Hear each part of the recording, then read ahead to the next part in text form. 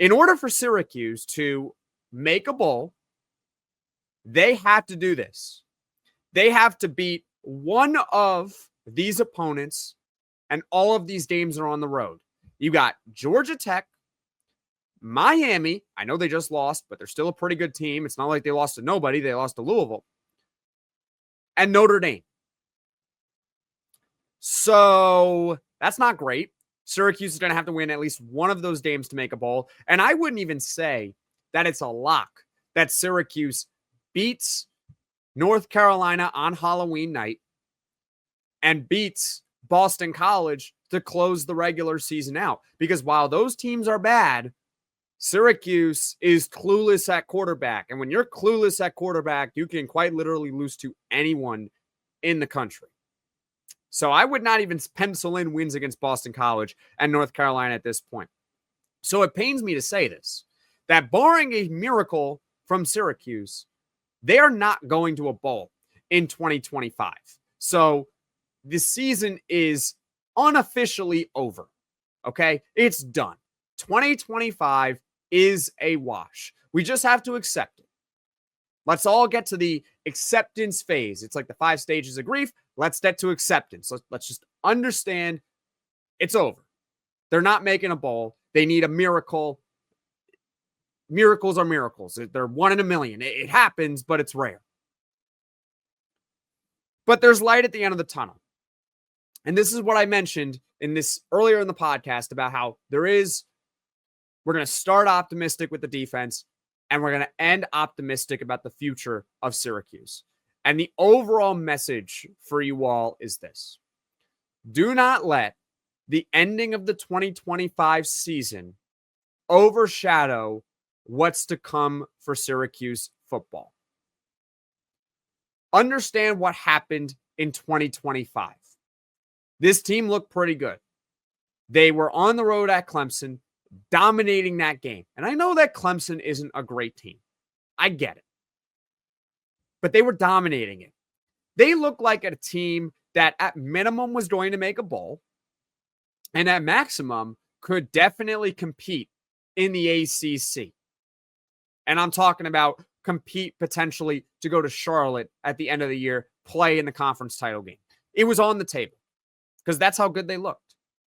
But unfortunately, Steve Angeli, the starting quarterback of Syracuse, tore his Achilles.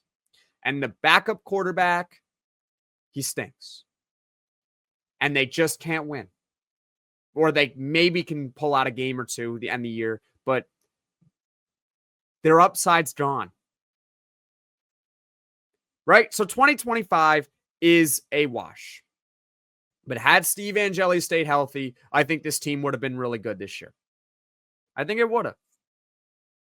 So, hopefully, Angeli is healthy to start the 2026 season. Ideally, he can come back in the spring, but even then, just come back for week 1.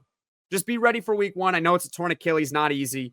Hopefully, he's back in week 1. And when Steve Angeli returns, he will have 2 years of eligibility remaining, which means Syracuse, assuming that he can get back to the level of where he was at prior to the injury, and maybe he can. I think he has a chance at it because he's a non-mobile quarterback.